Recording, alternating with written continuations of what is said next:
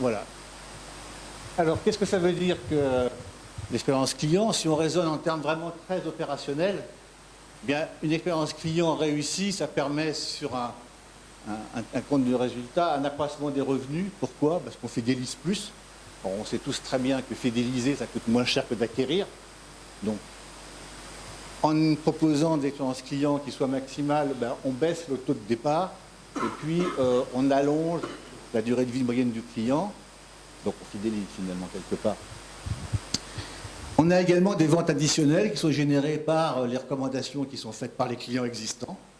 Et puis, en principe, on doit avoir aussi une bonne vision stratégique qui permet de segmenter son offre de façon à augmenter les possibilités ou les occasions d'achat additionnelles. Et donc, en principe, on a un panier moyen d'augmentation, voire même une marge en amélioration. Donc, l'expérience client, c'est quelque chose qui, en termes de business, de toute façon, est tout à fait positif.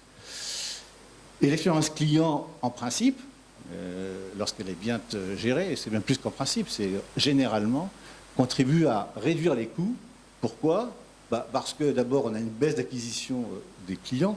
C'est-à-dire qu'on a des clients qui sont plus réguliers, qui existent plus longtemps, qui viennent de façon plus naturelle, et donc le coût d'acquisition est en baisse.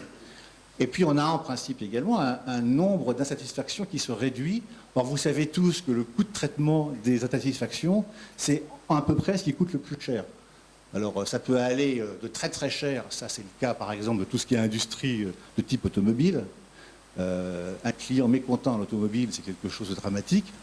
Mais ça peut être aussi le cas de pouvoir réduire par exemple les coûts qui sont affectés au centre d'appel ou au centre de SAV ou même de procédures SAV qui sont extrêmement coûteuses parce que non seulement vous avez le coût, je dirais, de prise en charge de la défaillance, mais vous avez également le coût ou le risque potentiel de perte du client plus la publicité négative que ce même client va pouvoir générer.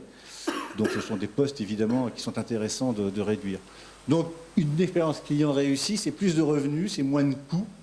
Ça veut dire que c'est une croissance et une rentabilité qui sont augmentées. Alors dans les faits...